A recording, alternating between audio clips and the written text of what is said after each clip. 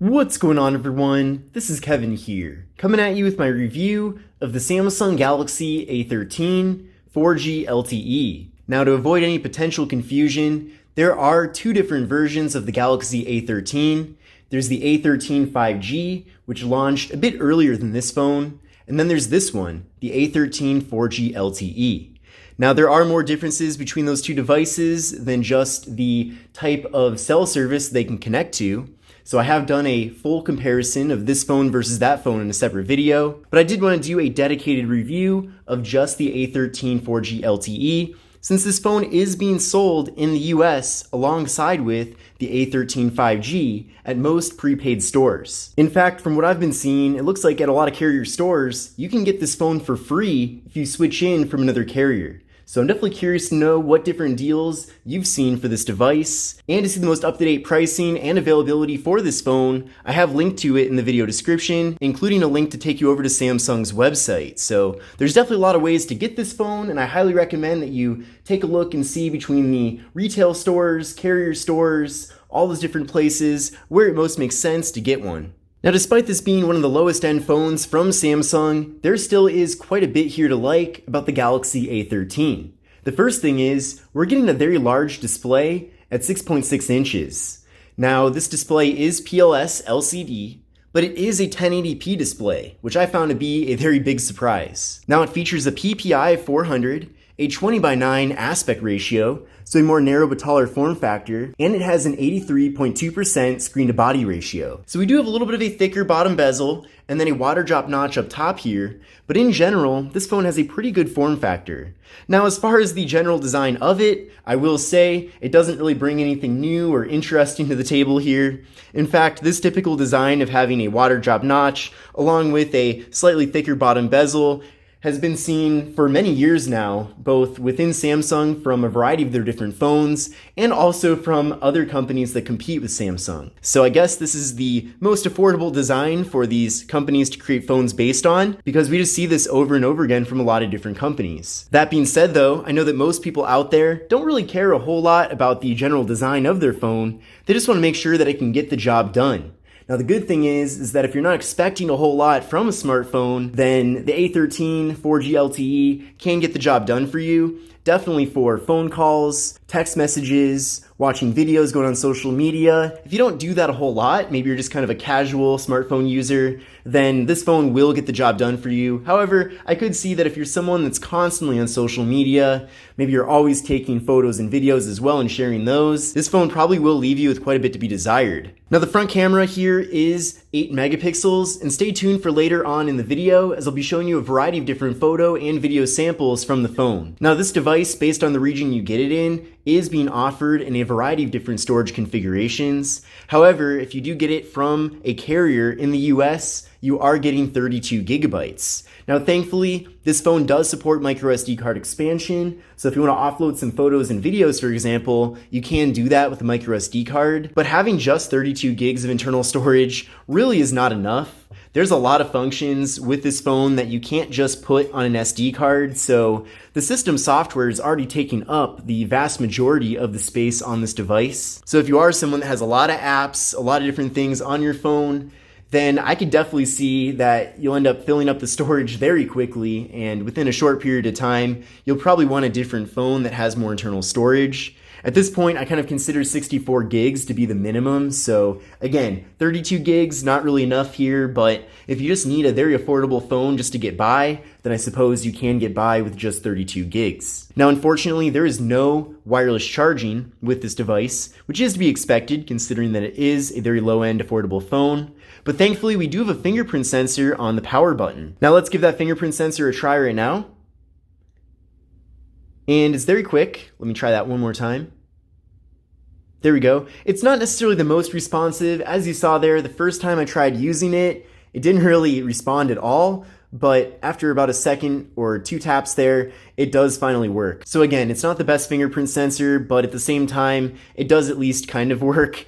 Now, thankfully, this phone also supports Face Unlock, so you do have multiple methods for getting into the phone. And what's great too about Face Unlock on this device is that it does work in conjunction with the fingerprint sensor. So if the Face Unlock notices you before the fingerprint sensor does, then the phone will react to whichever one it can detect first. Now, one of the biggest surprises with this device definitely has to be that we're getting a quad camera setup on the back of the phone. And to make things even better, it has a lot of different camera abilities. So we have a 50 megapixel main camera, a 5 megapixel ultra wide angle camera that can capture images at up to 123 degrees, a 2 megapixel macro camera for close-up images, and a 2 megapixel depth sensing camera to assist with portrait mode. So here's how things look on the camera app on the device.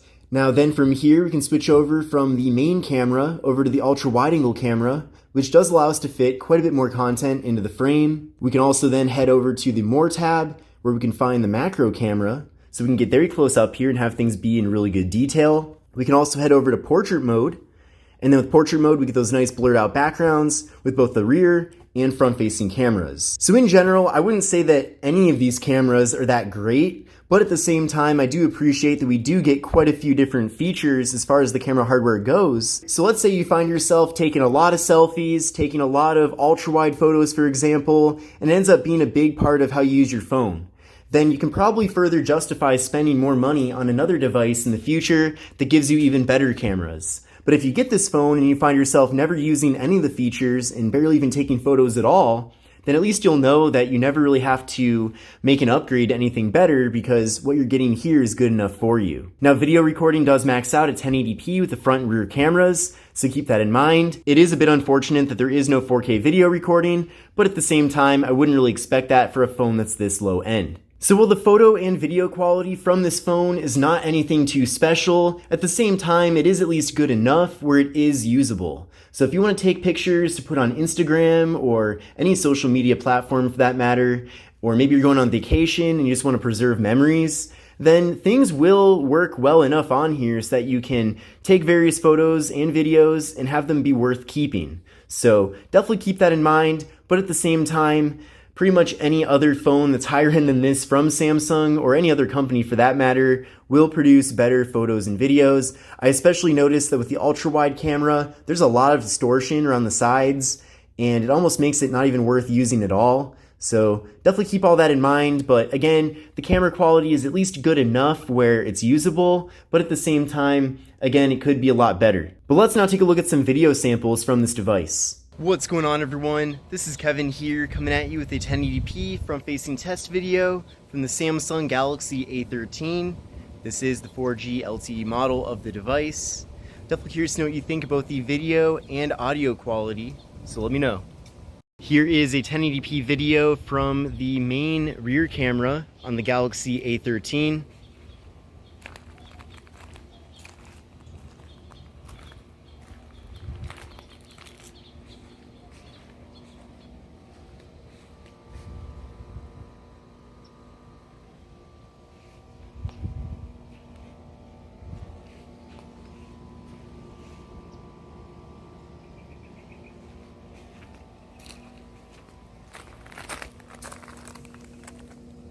And we do have pretty quick autofocus in video mode, which is great. And here is an ultra wide angle video from the Samsung Galaxy A13.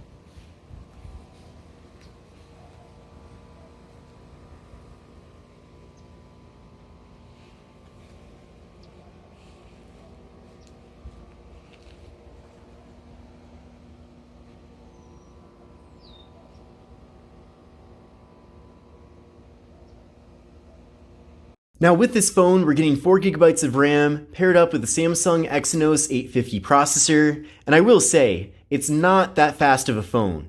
Again, it will get the job done for some phone calls, text messages, and kind of light social media usage, but at the same time, it is not fast at all, so if you're looking for a phone that runs fast, or even runs smoothly for that matter, I think you probably are going to be disappointed with this device. Essentially, you do get what you pay for here, so the fact that this phone is so affordable and so low end pretty much means that, yeah, you're not really going to get very good speeds when doing things on this phone. Now with the Galaxy A13 4G LTE, we are getting a pretty large 5,000 milliamp hour internal battery, and this phone is compatible with 15 watt fast charging, so that's at least good. So with this device, you're definitely going to get at least a day, if not 2 days of usage out of it. So that is pretty impressive. Now, as far as the software goes on this device, it is running Android 12 with Samsung's One UI 4.1.